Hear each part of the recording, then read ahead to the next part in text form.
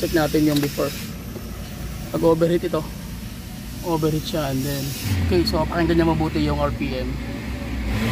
Yung galit 3.5 hanggang 4,000. Hindi ko kailangan yung galit niya ito 3,200. Mabalik natin sa 1,200 to 1,500.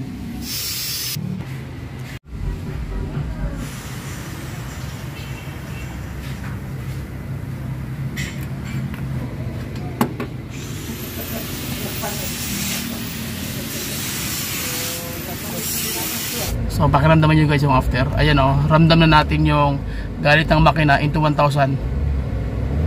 Kita nyo? Ayan o, galit na siya. Ramdam nyo na yung galit guys. Okay? Sipa no, 111. Oh. Kanina nandun yan sa 3.8 4,000 bago mo marinig yung yung galit ng makina.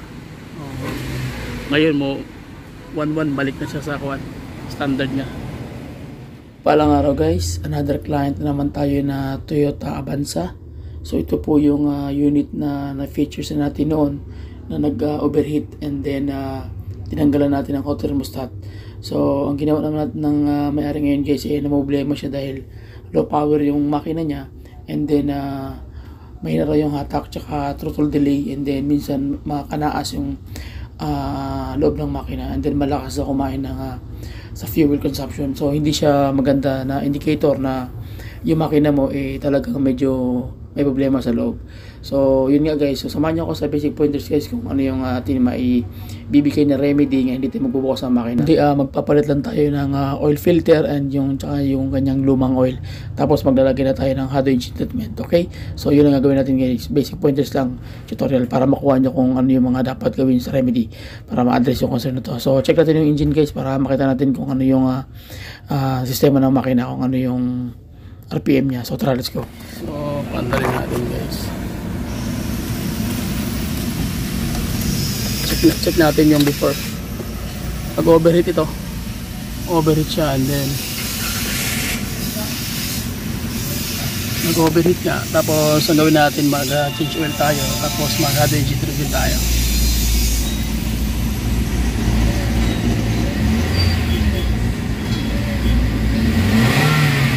Okay, so pakinggan niya mabuti yung RPM. Yung galit ng makina maririnig mo into 3,000. Yan o, 3,000 RPM. So ibig sabihin na yung galit niya na 3,000, kailangan natin idukutin hanggang 1,000 o ibig natin sa tamang idle. Yan o, para siyang loss compression, and then magkakaroon siya ng throttle delay. Pag loss compression, cause ng throttle delay. Yan o, yung galit 3.5 hanggang 4,000. Hindi ko na i-RPM ng malakas ng 5,000. Let's ma-idle lang natin. So lagyan natin, tara. Tignan mo yung yung before niya. Yung RPM nasa kuan. Yung RPM niyang magalit ang makina nasa 3,500 to 4,000. Diba? Sa ganda ka 4,000 galit na. Muna yung mag-cause ng delay. So delay siya, overtake ni mo, delay kakarangkada ba. So kailangan yung galit niya ito 3,200, mabalik natin sa 1,200 to 1,500. Muna yung standard nga galit ng makina RPM niya. So dapat masuko na siya. So butang na ito, tara. So same process pa rin guys, basic pointers pa rin. Wala tayong papalitang parts sa loob ng makina at wala rin tatanggalin ng mga parts sa loob at sa labas. So ang gagawin lang natin is magpapalit lang tayo ng lumang oil, tapos yung oil filter, and then maglalagay na tayo ng hot engine treatment na additives para doon sa engine oil, ihalo natin at saka doon sa kanyang fuel tank. Yun na yung gagawin natin guys, and check natin kung ano mangyayari sa resulta. So let's go. Same process pa rin guys, PMS. So tanggalin natin yung kanyang oil filter and then yung lumang oil. So check natin yung loob. So far medyo marami na siyang oil sludge dahil yung kulay ng loob ng engine is kulay yellow na. Ibig sabihin yung oil sludge na ito guys, nasasunog na yung lumang oil tapos dumikit na sa engine wall. So kailangan mo talagang magpalit ng bagong oil para wala tayong din guys. So may thermostat na yan, nakabit na namin yan. Tsaka ito yung sa na-video ako nakaraan na bumulwak talaga yung radiator cap. Okay, so ang gawin natin is maglalagay na tayo guys ng oil filter, and then magsasalin tayo ng bagong oil para diretso tayo guys. Okay, so yun pa rin, Delo Gold pa rin Ultra ang ilalagay natin, tsaka yung kanyang oil filter na big. Okay, so tara, let's go. Okay, next step guys, kinakabit na natin sa lalim yung kanyang drain plug, and then meron na rin yung gasket seal, at saka sunod dito is yung kanyang oil filter, ikakabit na rin natin. Basic pointers pa rin, bibili kayo ng mga oil filter, kailangan yung medyo branded para sure talaga na maganda yung magiging performance ito sa loob once na tumaandar na yung makina. So check natin yung ilalim guys para sure natin. So far okay na. So ang gawin natin, check naman natin yung kanyang oil viscosity para makita nyo yung lapot. So makikita nyo guys yung oil viscosity ng oil, manipis yung nilagay nila na lumang oil. Para sa akin na hindi advisable pag once sa mga luma na yung makina mo guys, kailangan na medyo makapal-kapal na ng konti yung viscosity nito para yung laro doon sa loob ng internal parts hindi gaano magwangwang o hindi gaano maluluwag, kasi nga maluwag na yung parts na. So kailangan medyo makapal para yung setting makatulong doon sa loob ng performance ng makina at magbibigay ng lakas ng compression, especially doon sa piston ring at saka sa piston canal. So yun yung mga basic pointers guys na dapat nyong malaman. Basic pointers na yan guys, pero napakahalaga yung pagdating sa oil viscosity. Okay, then maglalagay na tayo guys ng bagong oil, and then maglalagay na rin tayo ng hot engine treatment. Okay, so tara. Nag-aakasag mga mga 3 litro.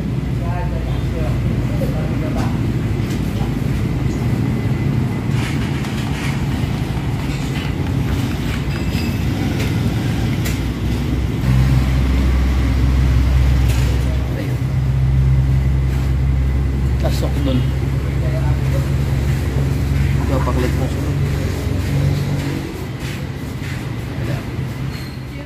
Okay, so ito ilalagay natin guys. Yan isang set. Yan, hydrogen treatment na 500 ml. Tapos 3 fuel extreme economy. Yan po ilalagay natin. So tara, lagyan na natin. Same procedure pa rin guys. Ang ilalagay natin. Yun lang din, wala na ibang gagawin. After mo maglagay ng oil, and then okay na, set up na. So lagay mo na yung 500 ml sa engine oil. Ihahalo nyo po yan sa oil na nilagay nyo. So yun lang ang proseso guys. Iuubos nyo lang yung 500 ml sa isang makina. Okay, so ang gagawin yan, siya na bahala ang magkakom yan doon. Siya na bahala ang magtatrabaho yan sa ilalim through technology. So wala ka naintindihin. Kung ang gawin mo lang, ipapaandarin mo lang makina mo. Pag umaandar yung makina mo, kusa na siya magtatrabaho doon sa loob ng makina guys. So technology yan, problema niya, nihado yan kung paano niya trabaho niya sa loob. Basta sa'yo, ihalo mo lang sa engine oil, okay na yun. So yun po yung gagawin. So simple lang guys. So after naman natin maglagay nito, didiretso naman tayo dun sa fuel tank. Maglalagay naman tayo ng tatlong 250 ml na hot fuel extreme economy doon mismo sa fuel tank. So marami nagtatanong sa akin, hindi daw advisable o advisable yung walang kukunti lang yung crudo. So sa akin guys, unless na may fuel yung tangke nyo, kahit konti pa yan, dahil may return naman yung may mga return naman yung mga ibang sasakyan, may iba naman walang return, pero hanggat merong fuel walang problema. Okay, bumabalik lang yung mechanism ng kanyang return ng kanyang fuel sa loob ng fuel tank. So yun, circulation continuous pa rin. Kaya walang problema kahit kunti, marami o puno. Basta ilagay mo lang yung Hado Fuel Extreme Economy sa fuel tank. Okay na yun. Si Hado Fuel Extreme Economy na ang bahala sa pagtunaw mga carbon buildup. Especially sa piston ring, piston canal. Nandoon talaga guys yung problema, yung issue. Tsaka yung carbon buildup deposit doon sa top ng piston. And then yung kanyang carbon buildup din doon sa in between ng valve set at ng valve tip. So once meron po yung carbon buildup doon, so mangyayari magkakaroon ng loss compression kasi doon dadaan yung singaw. Okay, so imbis nga 100% yung sabog, magiging 70% na lang kasi yung 30% lumusot na doon sa valve set. So yun po yung mga basic pointers guys niya dapat nyo matutunan. So ang gagawin niya to, siya na po ang bahala magre-recover yun, wala natin intindihin. Okay, so yun lang po yung gagawin natin. Ihalo mo lang yan sa fuel tank. Bahala na si Hado engine treatment. Smart nanotechnology ang dumiskarte kung paano i-try yun. So yun po yung pagkaiba ng technology sa manual. So hindi ka naman magbukas sa makina, bahala na siya. So okay po, so ang gagawin natin guys, hindi natin ikakat yung video. Tuloy-tuloy lang guys para makita nyo yung magiging resulta after ng ginawa nating proseso na hindi tayo nagbubukas ng makina. Okay, so tara, balik tayo guys. So okay na guys, papadala natin yung makina, pakiramdaman natin kung anong mangyayari. Okay, so hindi natin ikakat yung video para makita nyo actual, yung changes. Maingay yung labas. Ipot tayo yan para may load. Okay, so habang i-idle natin yung makina, ganun pa rin ang gagawin natin. Naka-idle lang siya, ipapakalat lang natin yung Hado engine treatment doon sa engine oil.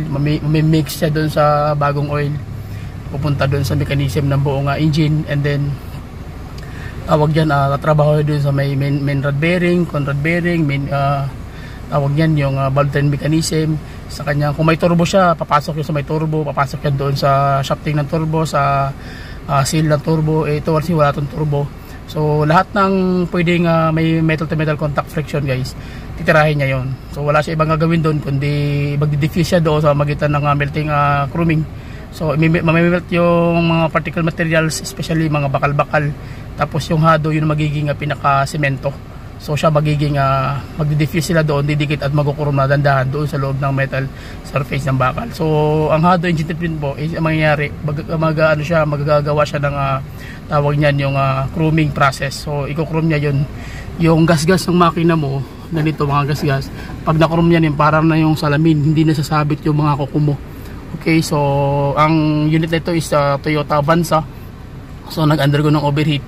Ngayon naagapan natin, nag-change lang tayo ng thermostat. Tapos iba na yung under ng makina, magasgas na, maingay.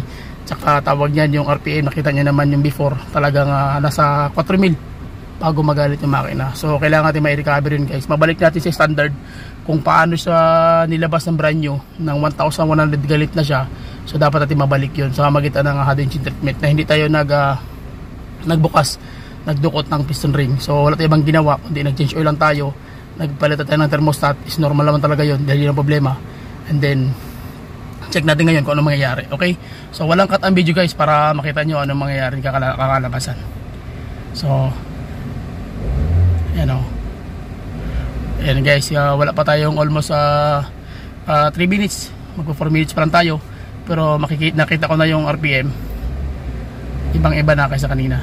Ayan yung galit ng makina maririnig mo na into 1,800. Hindi ko pa full accelerate pero maramdaman mo na yung galit ng makina, marinig mo na. Ayan 2,000 galit na siya. Okay, so yun yung tawag niyan, yung basic pointers po lagi na promote natin na produkto. Kahit hindi mo na to i-test drive guys, dahil sa apak mo pa ng accelerator, makikita mo na yung speed mo. Bakit? Kasi nga ang problema nito is throttle delay. Ngayon, mararamdaman mo na yung bagsak ng RPM, mabilis bumalik. Kita nyo? Nararamdaman nyo yung galit ng makina. Naglalaro na into 1,800. So ang kailangan natin, mabalik natin into 1,100. Yan ang pinaka maximum na galit ng makina. Dapat yan mula pag brand new, yan ang mangyayari sa iyo guys. So anong purpose ng Hado? Ang gagawin niya, lahat ng carbon metal doon, i-chrome niya yun, at may babalik yung compression kung paano mo na nahawakan yung unit mo na bago na yung kanyang power, ganun talaga ang kalalabasan niya. So ganun ka-epektibo yung Hado guys pagdating sa mga overheating, pagdating sa mga lumang sasakyan, and then sa mga ganun din, kung brand new, mas maganda ilagyan mo na. Bakit? Para nakaprotect na agad siya doon at hindi na magkaroon pa ng problema yung mga gas-gas sa loob. So wala pa tayong 10 minutes pero ang laki na ng pagbabago. Kita nyo yung galit ng makina, lumilindol. So yan na yung after guys. Tingnan nyo mabuti yung after, kinalabasan ng ginawa natin. Kita nyo yung galit ng makina, maririnig mo na dito sa loob. Kanina halos hindi mo marinig Ibig sabihin talagang low power, loss compression siya. Okay, so So hindi man siya, wala man siyang problema sa mga indicator. Wala tayong AGR na nilinisan o anumang parts na nilinisan sa loob o mga turbo o intake manifold o wala tayong ginawa, kundi yun lang, nag-change oil lang tayo tapos naglagay lang tayo ng hado engine treatment. Okay, so yun yung lagi ko nga pinopromote guys sa ating YouTube channel para dagdag iwas sa overhaul, iwas sa sakit ng ulo. So Toyota Avanza po ito. So pakiramdaman nyo guys yung after. Ayan ramdam na natin yung galit ng makina into 1,000. Kita nyo? Ayan galit na siya. Ramdam nyo na yung galit guys. Okay? So at least kita nyo yung ito na yung after. Pakiramdaman nyo mabuting after. Galit na siya into 1,500. Dukutin natin yung 1,000. Check natin kung kaya ba. Kaya na. So bumalik na yung standard na power ng makina. Okay? So at least nakuha nyo na yung basic pointers guys. So hindi natin test drive to kasi yung talagang kakalabas na yan. Talagang automatic yan. Dito pa lang kita mo na how much more kung pinatakbo mo pa. Okay? Sipa 111. Kanina nandun yan sa 3.8 4 mil bago mo marinig yung galit ng makina. Ngayon mo 1.1 balik na siya sa standard niya. Okay. So at least kuha niyo yung basic pointers guys. So yun lang, maraming salamat. Please shoutout sa ating YouTube channel at please subscribe, share my video guys, and then I will then comment down below, then I will reply anytime anywhere. Okay, basta comment lang kayo, magre-reply tayo. Ano mga tanong, sasagutin natin yan. At least nakuha niyo yung basic pointers. So yun lang, please subscribe my YouTube channel. Bye bye and God bless. See you. Yan ang after. Pwede na yan.